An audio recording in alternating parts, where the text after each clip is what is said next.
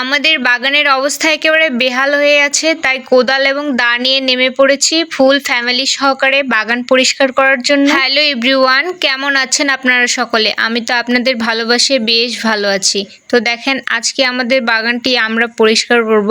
তো অনেক দিন থেকে গত 6 মাস যাবৎ এই বাগানটি পরিষ্কার করা হয়নি। আর বাগানের অবস্থা বলতে গেলে তো একেবারে বেহাল অবস্থা। তো দেখেন, পিচ্চিটা আমাদের সাথে নেমে পড়েছে। কিছুতেই কথা শুনতেছে না, বলতেছি বাবা সোনা তুমি বাহিরে থাকো।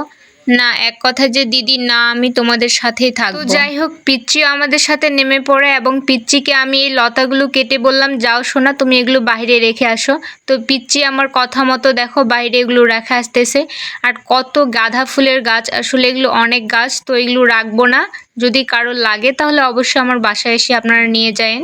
আমার এই ছোট্ট শখের বাগানে শুধু গাঁদা ফুলের গাছ না, অনেক ফুল এবং ফলের গাছও রয়েছে। তো আমি আস্তে আস্তে সবার সাথে আপনাদের পরিচয় করাই দিব। আর এই লতাগুলো আমাদের কাটা হয়ে গেছে, তাই ভাবলাম এগুলো গরুকে খাবার হিসেবে দিয়ে আসি। তো আমি ওগুলো দিয়ে এসে আবার লেগে পড়লাম কাজে।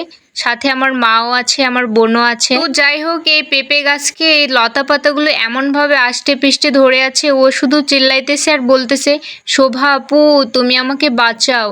তাই আমি তার আর্তনাদ শুনে চলে আসলাম তাকে বাঁচানোর জন্য। প্রত্যেকটা এক এক করে লতাগুলো সরাচ্ছিলাম। যদি এই লতাগুলো গাছ থেকে সরানো না হতো তাহলে গাছের অবস্থা তো একেবারে বেহাল হতোই হতো।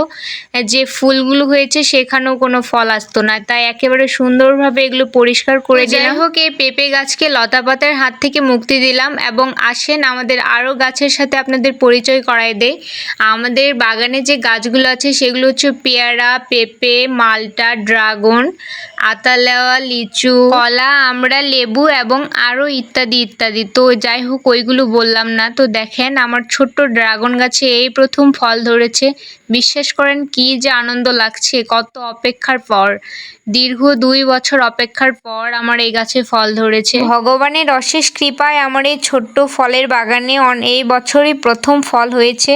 আর যেই ফলগুলো হয়েছে সেইগুলো হচ্ছে ড্রাগন, পেয়ারা, ডালিম, মালটা এবং লেবু। আর বর্ষার কারণে যে পরিমাণ বাগানে লতা পাতা হয়েছে, এগুলো যদি আমরা পরিষ্কার না করি তাহলে তো বাগান একেবারে বাগান থাকবে না, একেবারে জঙ্গলে পরিণত হবে।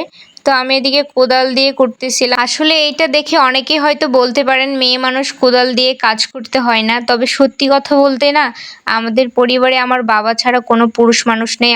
আসলে বাবা কেন একা এতগুলো কাজ করবে, তাই আমরাও বাবার কাজগুলোকে একটু করে ভাগ করে নেওয়ার চেষ্টা করি, তাতে বাবারও একটু সুবিধা হয়, আমাদেরও ভালো লাগে। তো যাই হোক, একদিনে আমরা এই বাগানটি পরিষ্কার করতে পারলাম না। তো যাই হোক, অন্য একদিন আরও এই বাগান পরিষ্কার নিয়ে দেখা হচ্ছে আপনাদের সাথে। সো সবাই ভালো থাকবেন।